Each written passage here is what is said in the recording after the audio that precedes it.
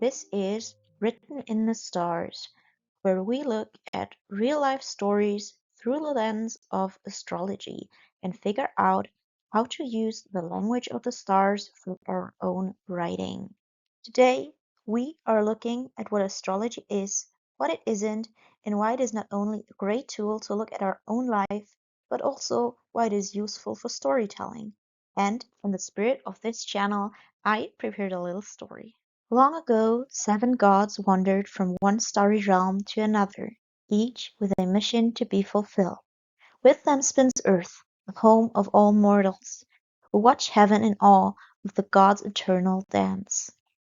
After many years of observing the sky, they learn that the gods' dance is a language, a way to depict the past, present, and future of Earth and mortals alike.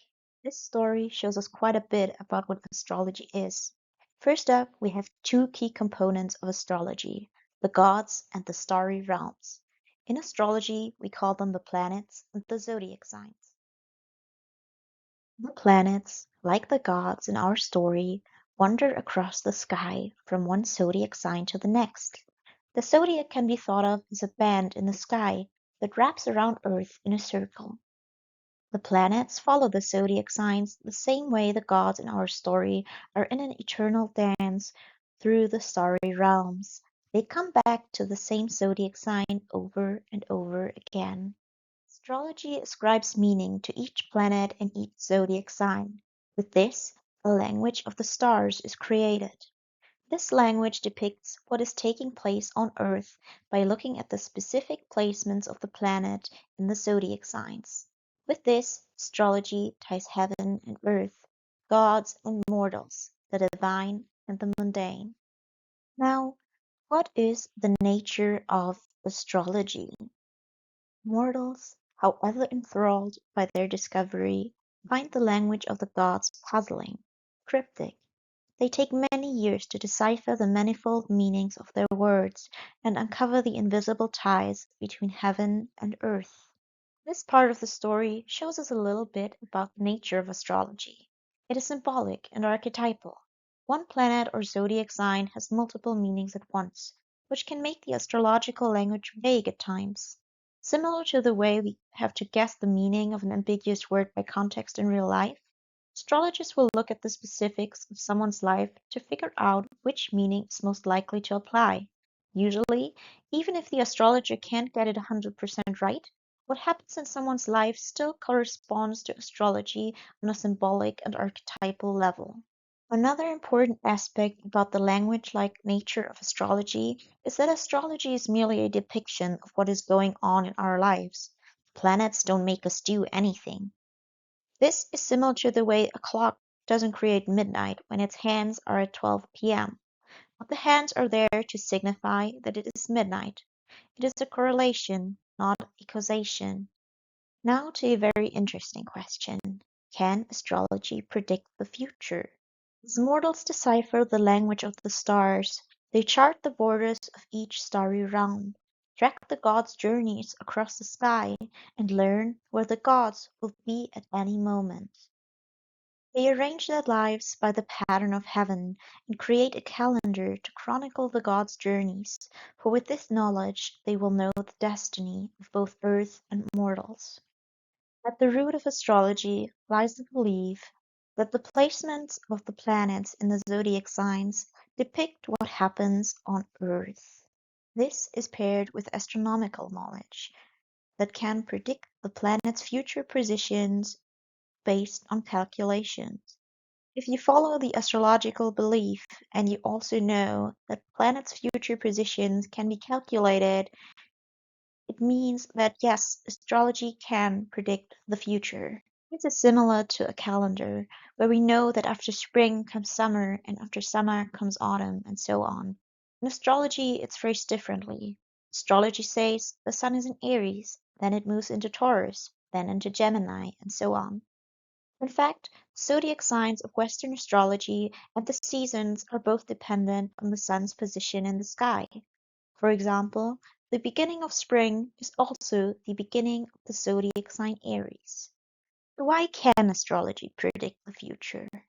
As word spreads in the mortal realm that the sky holds answers about the future, the world splits into those that believe the messages of the gods to be true, and those that call it hearsay. Because for all translations of the celestial language, the gods have never shown their faces on earth. This is very much the state for astrology today. Some believe it and some don't, because there is no evidence for why it works.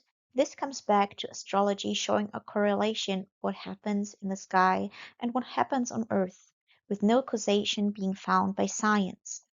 Astrology has been studied for hundreds of years by observing what happens in the sky and finding how it corresponds to certain events, and much can be read about it. But there is no evidence for any causal connection between the two. You can likely discuss for days on end about this topic. I personally don't think scientific evidence is necessary for someone to try out astrology and see what insights they can get from it, but I also am not trying to convince anybody. I think that belief and faith are all about making sense of a world beyond what can be proven with facts. What we believe is shaped by our experiences, and sometimes that just doesn't include astrology. I love to talk to anybody who's open about astrology, but if you're not, that's fine, and then this channel might simply not be for you. To anyone that is interested and likes to stick around, I welcome you to this channel, and let's continue with the video. What can astrology do? What can it be used for? Dawn of astrology, the heavenly language is held in secret. Only the emperor and his advisors may receive the messages of the gods and apply their foresight to the emperor's realm. But as time goes by, mortals of any kind seek out the translators of heaven to find out about their personal destiny. There are two forms of astrology: mundane astrology and natal astrology. Mundane astrology applies to the world at large, by looking at which zodiac sign planets are in at a certain time. Natal astrology applies to individuals to figure out what is happening in their lives. It draws on a third component, the so-called houses, which depict the position of the planets as viewed from Earth. Mortals discover many uses for their craft: how to forecast what destiny the future holds, how to gain the gods' favor for future endeavors, and how to ask the gods to answer their questions. Some translators of the sky don't care for what gods have to say about the external world. Instead, they choose to look at the divine sparks that each person carries inside. This part of the story shows different uses of astrology. There's predictive astrology, which looks at the position of the planets in the sky to figure out what the future holds for the world or an individual. Then there's election astrology, where an astrologer chooses a favorable date to start something based on the position of the planets. There is horary astrology, where a question is asked and then answered based on the current position of the planets in the sky. Some astrologers don't predict at all, but use astrology for psychological purposes, to look at what is going on inside a person rather than what is happening in their life. There are many more usages to astrology that I did not mention in the story. You can put two charts together to see how two people interact on an archetypal level. You can look at how the natal chart evolves over time, and much more. But the original use of astrology has been to forecast what will happen in the world or in an individual's life. Across the mortal realm are many translators of the heavens, each following different ways to conceptualize and interpret the language of gods. Across the world, there are many forms of astrology. There's Hellenistic astrology, which is the precursor to modern Western astrology, but we also have Vedic astrology, which is Indian astrology, or we have Chinese astrology, which is quite different from the Western astrology. So, what version of astrology do I use for Written in the Stars? I use combination of Hellenistic and modern Western astrology. Now that we talked about what astrology can do, we must also talk about what astrology can't do. Despite the many uses the mortals find for the language of the gods, many translators err because of its cryptic nature. Only the most skilled translators can accurately translate the meaning of the gods. Because astrology is symbolic and archetypal, each component of the astrological language has multiple meanings, which can make it difficult to predict a specific version of the future. Rather than showing one fixed future with a concrete and detailed description of an event, predictions offer a feeling or atmosphere of what is going to happen.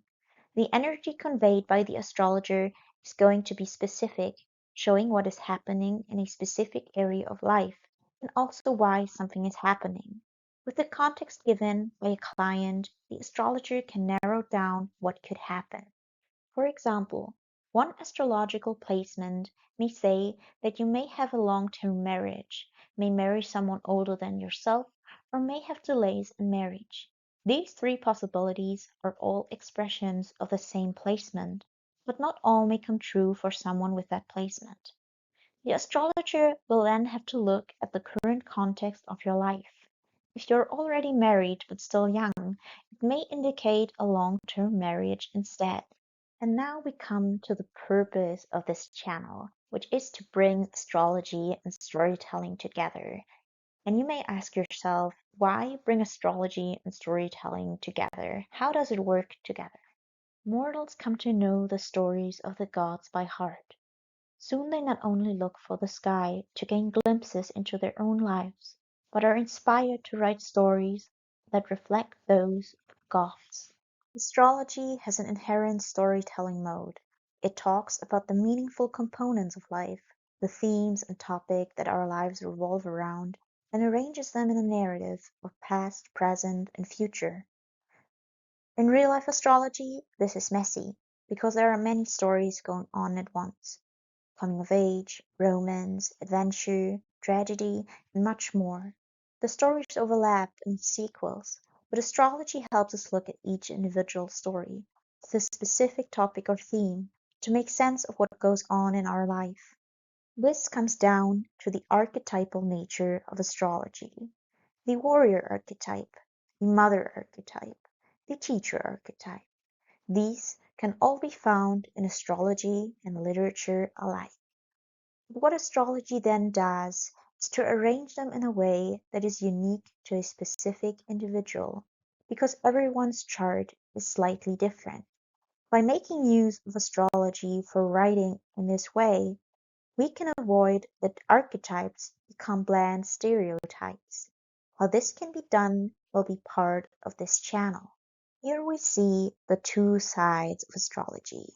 On the one hand, there's the archetypal side, where each component of an astrological chart has a specific universal meaning, like love, conflict, growth, or limitation. By making use of the astrological language, we can create stories that are universally resonant. On the other hand, there's the individual side to astrology that happens due to the specific arrangement of every astrological component. Each planet is put into a specific zodiac sign for each natal chart, creating a unique outline of our life. Both the archetypal and the individual side of astrology are great for literature, because we want something universal that resonates with others, but we also want a specific story, and astrology connects to. At the same time, astrology can bring together two other aspects important for writing. On the one hand, an astrological chart can be interpreted externally, where each placement can describe different events in someone's life, the plot or narrative of our own personal story. On the other hand, a natal chart can be interpreted internally or psychologically through what goes on inside a person, our own internal life. Both are expressions of the same chart. Whatever can be interpreted internally can also be interpreted externally, which creates a link between the two. This is great for storytelling because we really don't want a story where stuff just happens without it affecting the protagonist internally. And with astrology, it becomes quite intuitive to create events that reflect the protagonist's internal life. This is it for today's video. If you have questions about astrology, let me know in the comments. If you liked the video, consider leaving a like.